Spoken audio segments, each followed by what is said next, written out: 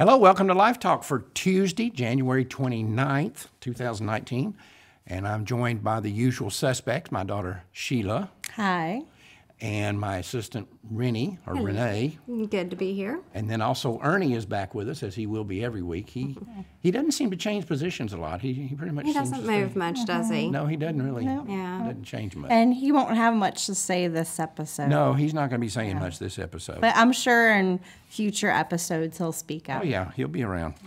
Anyway, real quickly, we'll be releasing, we've been promising people a new project that's coming. Yes. And on next week's show, we will be introducing that. And it's going to be introduced over a period of weeks because it's pretty involved. And we've got a lot of neat stuff to be bringing. And I think it's going to really be something that the pro-life movement can use to further expose the abortion industry. Yep, and they need to. Yep. And that's what has to happen. We have to show the American people what these people are really like. And while we're on that subject, I want to really encourage people to make use of our peopleofchoice.com website.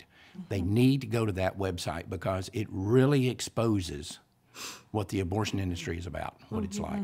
Yeah. Because you don't see it on television. Well, not only the abortion industry, but the mindset of the people who support abortion. And the kind of degenerates that they are. I mean, it's just, yeah. And the secular media is never going to show you that. That's why we started this website. Right. Like we got a bunch of new stuff for the People of Choice website that we're going to be, kind of filtering through and releasing, one at a time. With Women's March, you see the news in the media, showing smiling faces and, cute little signs. They don't show the other side of it. Their lens is, instead of being wide, it's very narrow. They show the middle America people there because that's who's watching. They don't show the rest of them. You talked about that. Demonic. Yeah. You saw stuff down there that you never saw on television. Right. Exactly. Anyway, so we'll be starting to release our new project starting next week. And again, we want to really encourage you to start going to peopleofchoice.com, and we update it pretty routinely. That's Sheila's job, and Sheila finds the information. And I upload it, but yeah, she finds. Sometimes you find stuff, but sometimes usually Sheila does that. Anyway, as we saw in New York here the last couple of days, just an absolute outrage. That happened in the New York legislature up there and with the governor. And we're going to be talking about that here in a few minutes. But first, we're going to go to our robot segment a little earlier than normal today. So let's see robots, and as soon as we come back from that, we will be talking about what happened in New York. In 1973, the U.S. Supreme Court legalized abortion nationwide. The decision is called Roe versus Wade, and those who defend it are known as RoeBots. This is how they think. The Supreme Court settled this once and for all. They said the unborn are not persons and that women have a constitutional right to abortion. Given that the battle still rages after almost 50 years, it's pretty stupid to claim that the issue is settled. Let's also not forget that the Supreme Court has a history of discovering that some of its prior decisions were wrong. One glaring example is their 1857 Dred Scott decision, in which they ruled that slavery was constitutional. But the anti-slavery forces didn't accept that as the final word in the matter, just as the pro-life movement will never accept Roe versus Wade as the final word in the abortion issue.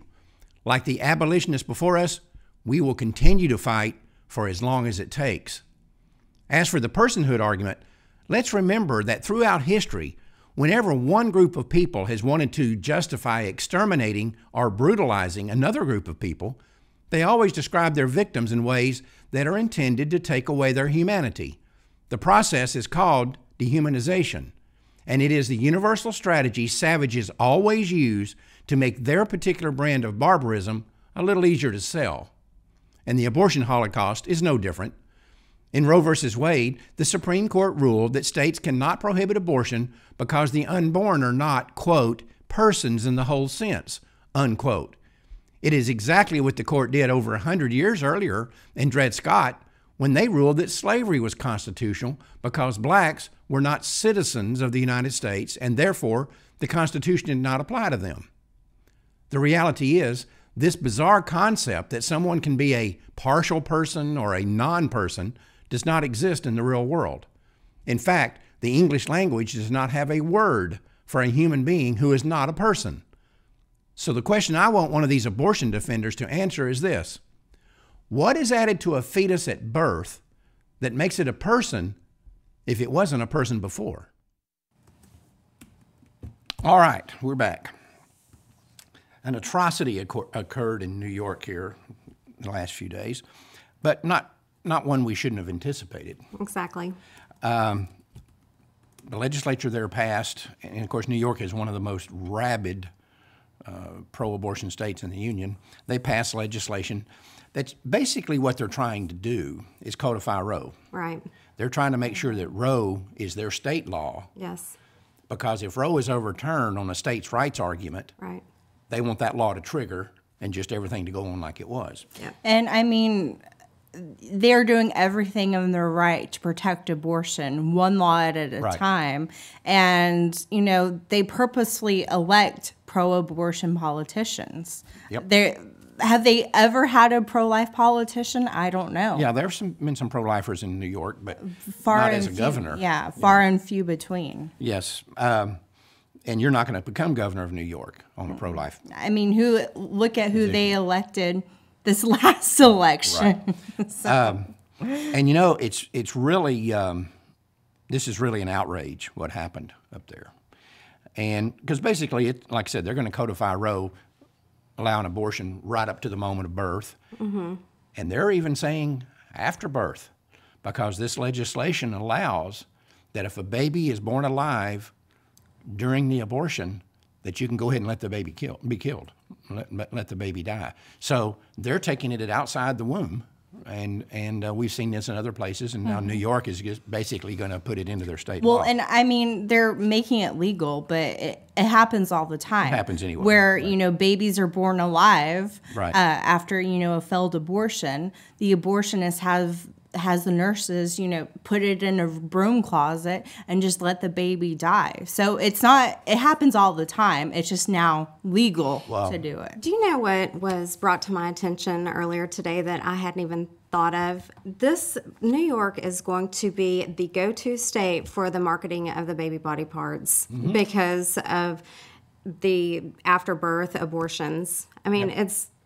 That's a good source of parts. Yeah. If you're gonna harvest these parts and profit off of them. Yeah. But you know, and of course now we're seeing that since this thing happened in New York, other states have already done this, and now other states are saying, okay, we're going to follow the lead. Right. And you think, well, why are they doing this now?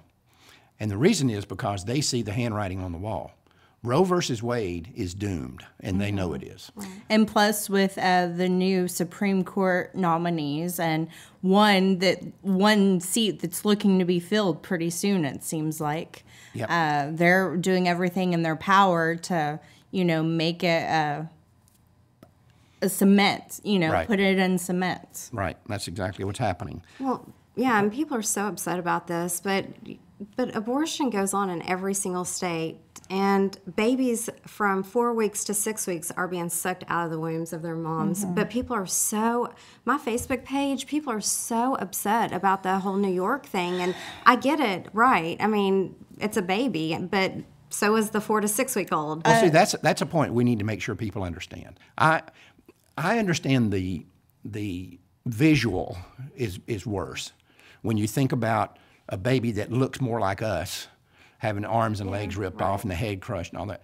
But the fact is, if you're pro-life, it's no different between killing a 28-week baby as an 8-week baby. That's right. And I mean, there are some people that would say, oh, you know, it's all bad, but this is worse. There was someone on Facebook that said that. But the thing is, when it comes to abortion, you know, it's the killing of a child, and there's no level of morality. Oh, it's bad that this baby was killed, but it's younger, so it's not as bad as Right. you know, an older baby being killed. That's worse. That's morally morally wrong.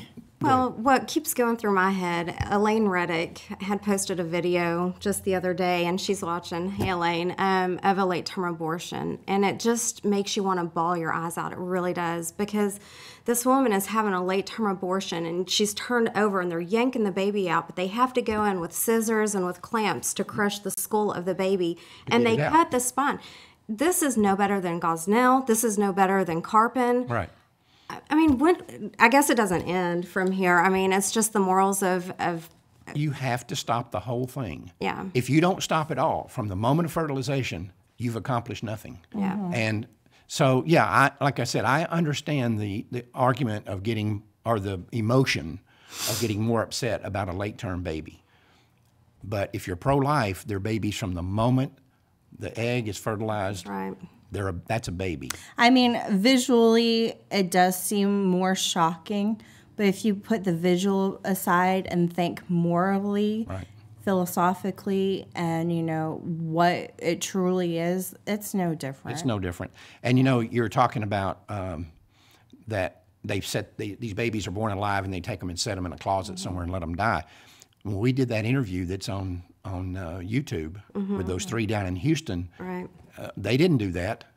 They twist their heads off, Oh, yeah. or push their thumb into the soft spot of the baby's head, Or, yeah, the thorax. I mean, into the throat. And for anybody that wants to see that abortion clinic interview, like you said, it's on YouTube. It's on our Life Dynamics YouTube page. So just search Life Dynamics. They can pull up abortion clinic employees is what it's called. our profile, and there's several videos of them. And That thing has gotten hundreds of thousands of views. Yeah, because it's talking to the people that actually work inside the abortion clinic for 18 years. instead of the rosy picture that the media Right. likes to paint. Now, something happened I saw just a couple of days ago. Well, first off, there's been lots of outrages. One of them is Cuomo, the degenerate governor who signed this bill, and just they're laughing and cutting up. This is a great day for the state of New York, right? Oh, yeah. It- It's a huge day. Speaking of laughing and cutting up on Facebook, there was a picture of, Nazi guards, standing there laughing, cutting up. And then below it was a picture of when he was signing the law with the women surrounding him. Right. It looked the exact same thing. It was eerie how much of a resemblance it was. Yeah. It's doing the same thing. And then he has the World Trade Center Lit up. lit up in pink lights Yeah. to celebrate this ruling. I mean, this new law. It's unbelievable. But let me tell you something that's really got me fired up here and makes me angry. The other day on Fox and Friends, they had Cardinal Dolan, the Archbishop of New York, the Cardinal there at the Archdiocese. And he's a really affable, really good guy, really nice person. And he made a lot of good points. I mean, and he was very stern. This is an outrage. This is murder. This is, this cannot stand. We're Nazi Germany. He's making all these points that he's very right about. But then one of the hosts brought up something. He's about why is Cuomo allowed to claim to be such a good Catholic in good standing? Why hasn't he been excommunicated? Mm-hmm. And why is he allowed to receive communion while he's doing this? Well, and Dolan then wimped out. And I'm sitting here thinking, this is an outrage. This is a scandal that the cardinal of this Archdiocese of New York has this governor who is saying we're going to kill babies all the way up to birth and even after birth if we want to. That's acceptable. Mm-hmm. This is a fundamental issue for the Catholic Church. It is the fundamental issue for the Catholic Church. And yet, if you're not going to excommunicate this guy, why do you have excommunication? Well, it's outrageous, but it's not surprising. The Catholic Church has a history of not excommunicating people that they should, Right. like abortionists who Right. claim to be Catholic, and other, those of us who Pelosi, and so Well- this isn't something new. those of us who aren't Catholic do not have this built-in hierarchical structure that the Catholic Church has, and that's a good discipline. Mm-hmm. But it's a discipline they don't use, and if you don't use it, it works against you. Right. Because, for example, in this case, Nancy Pelosi comes out here and literally brags about the fact that she's a Catholic in good standing, and her faith means everything to her. It motivates her whole existence.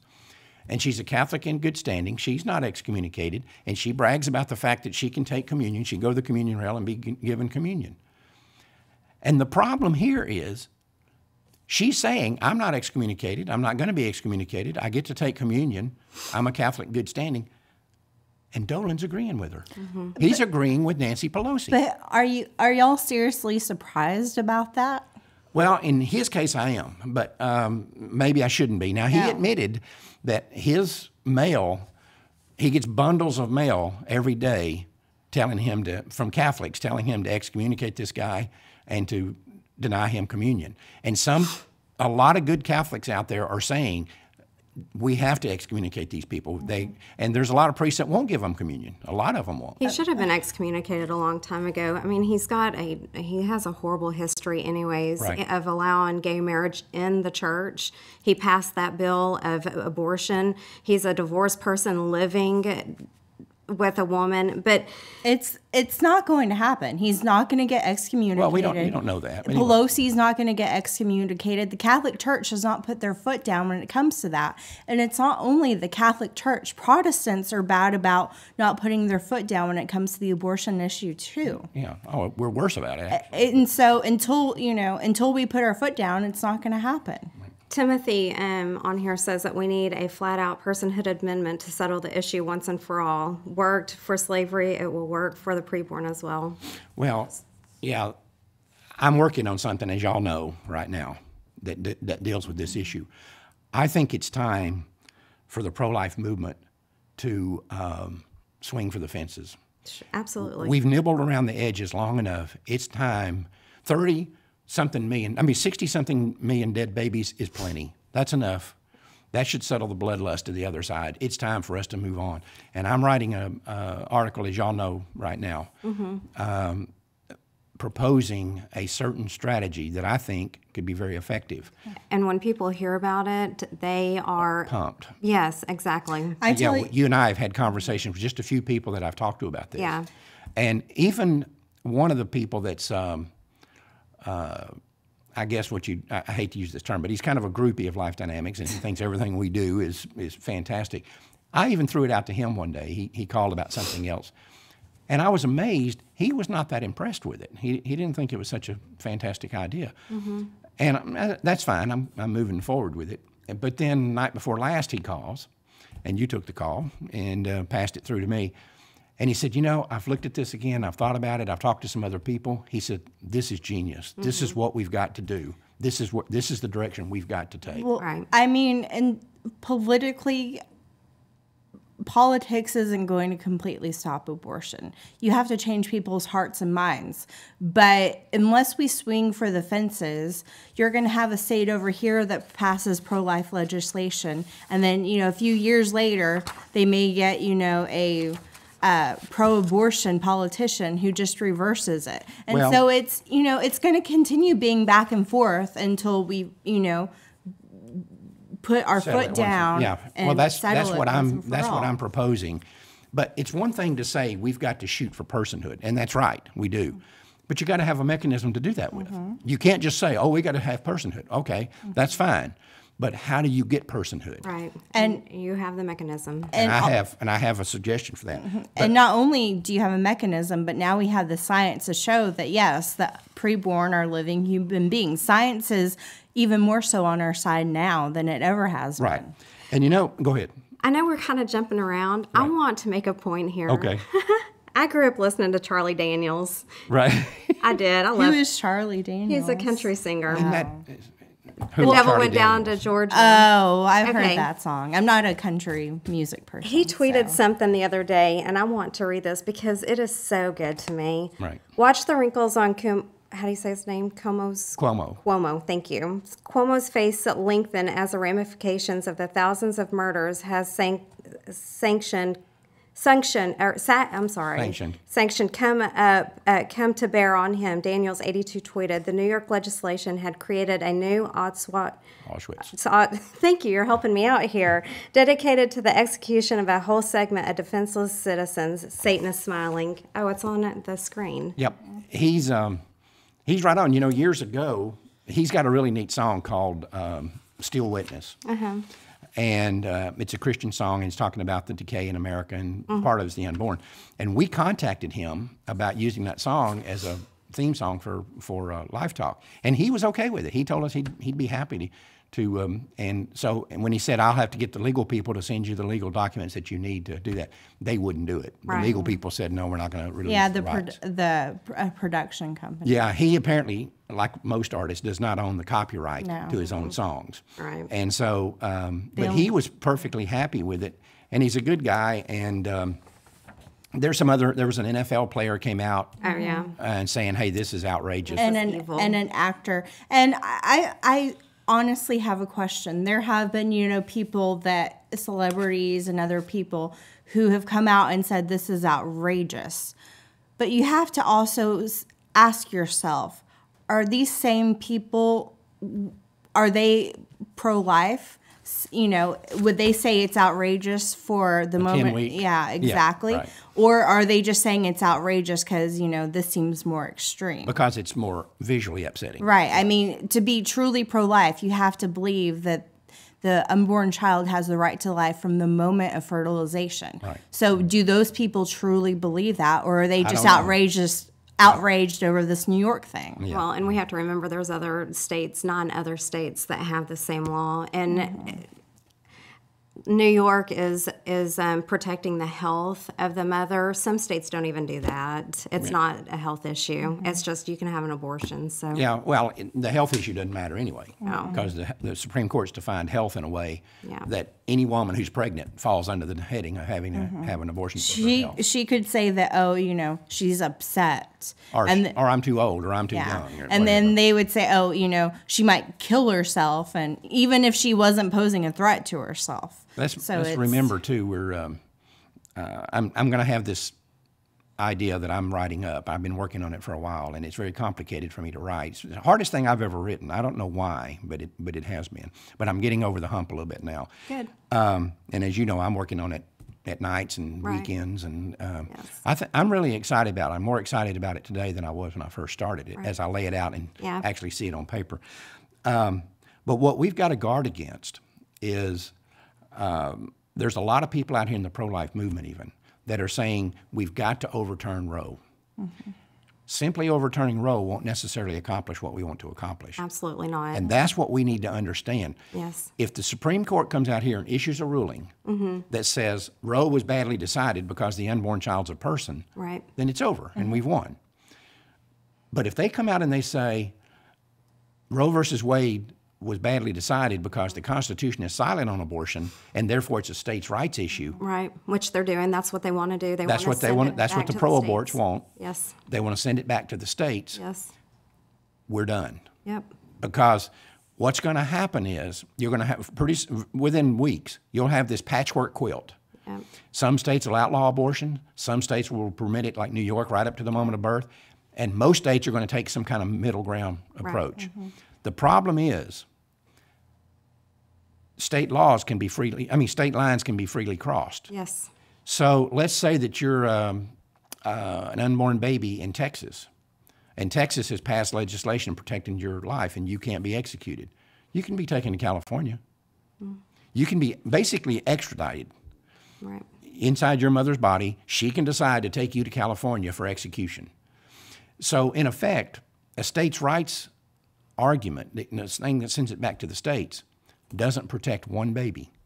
Every baby conceived in America will still be legally abortable if you have a states' rights argument. That's right. Because that baby can be taken to another state. And I am of the opinion, and you kind of touched on this a minute ago talking about New York, but I'm of the opinion that there will be states in this union who set up kind of a cottage industry in abortion.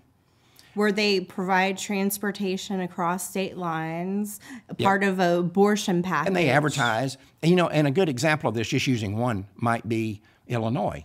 Illinois is as rabidly pro-abortion as New York or California. But right next door you have Indiana.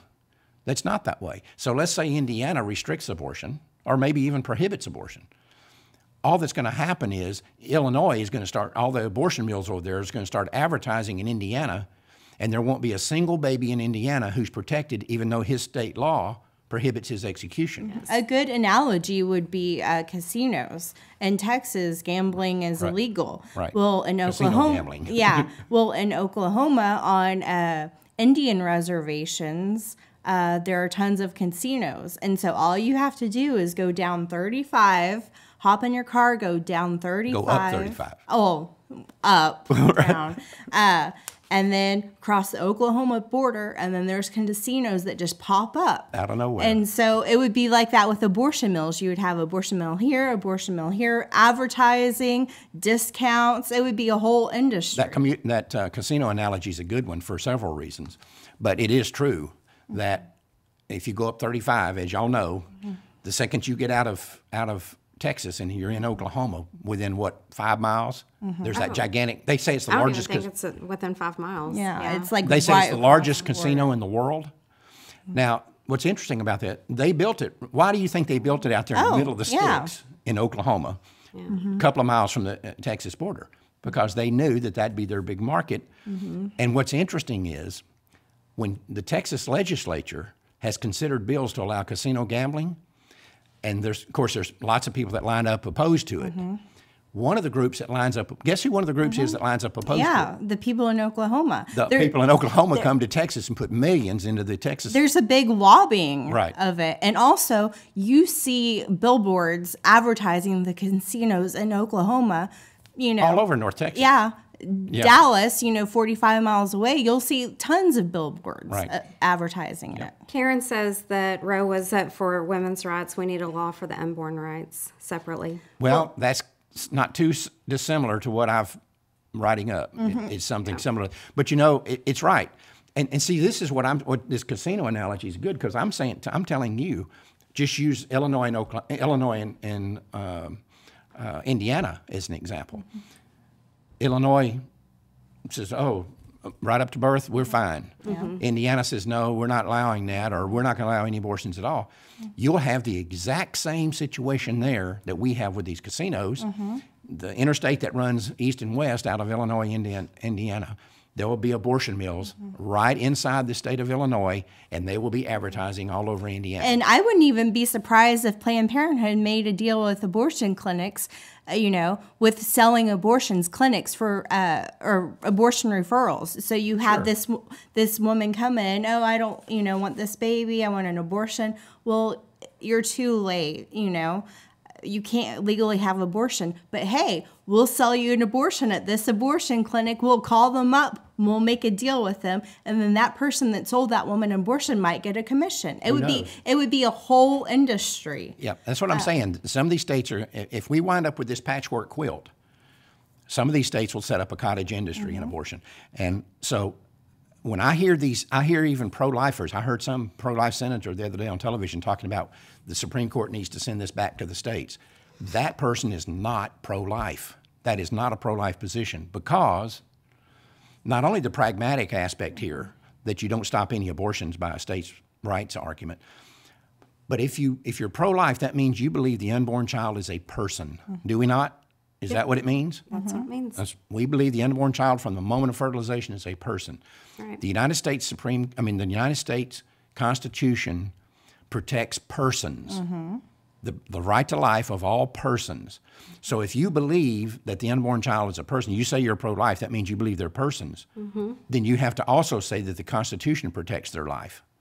And so therefore, it's not a states' rights issue. It's a constitutional issue. Well, and if it did go to states' rights, it would still leave that element of choice, Oh, sure. And I mean, it's important that we do define personhood and that we, a right to life, and we do it constitutionally. It's already constitutionally, but we do a bill, that we've got to enforce it, that and that's what I'm looking at this new thing that I'm putting out. I mean, anyway, we're out of time. I have one comment. There are states that are trying to do that. Individual states, and Texas is one of them. We have a comment from Dan on Facebook who says Texas House Bill 896 is a personhood bill. We should all be contacting our state representatives. And like I said, there are a lot of individual states that are trying to do personhood bills, but that doesn't protect every single baby. Well, it wouldn't protect any babies. Yeah. I mean, you know what the state closest to Texas is that doesn't border Texas? Do y'all know what it is? Nevada. Colorado. Mm-hmm. One of the most liberal pro-abortion states in the union. That's the closest state to Texas that does not share a border with Texas. So what do you think is going to happen if Texas passes a personhood bill that doesn't go national, just applies to Texas, and outlaws abortion here? Colorado will be advertising their abortions right here in Texas. Yes. Now, Oklahoma won't be doing that. It won't be like the casino deal. Oklahoma is more pro-life than Texas, or at least as pro-life. But anyway, this is, we're getting down now, in my view, in the pro-life movement. I've been at this over 35 years. We're getting down to the end of this thing. This thing is going to get resolved one way or another, I think, in a relatively short length of time. Well, I think things are heating up to things a are point. We're getting, and this thing is accelerating, and somebody's going to drive the train. Either we're going to sit back and let the pro-aborts drive the train, or we're going to drive the train. We're going to take control. One or the other. That's what's going to happen, and that's what this new thing that I'm proposing that we do. And I'm really excited about it, and we'll be getting it out as quickly as we can. But anyway, and there's a reason why the pro-aborts are getting more nastier and nastier. Sure, I've always said the closer we get to winning, the closer, the nastier they're going to get. But anyway, again, next week we'll be releasing this other project, and I think a lot of people already know something about it. Yes. But anyway, we'll start releasing it next week, and it will be released over a period of weeks. And then I'm hoping to have this thing that I'm working on. And it's a showdown. This deal is, we're drawing a line in the sand. It's time for us to do that. Right. You know? And of course, as we know here in Texas, we're big on drawing lines in the sand. It started at the Alamo, so that's where that term came from. Yes. So we're big on that, and I think it's time for it to happen. Yep. Anyway, is that it? That's it. All right. Till next Tuesday, remember, Life Dynamics is not here to put up a good fight. We're here to win, because winning is how the killing stops. We'll see you next week.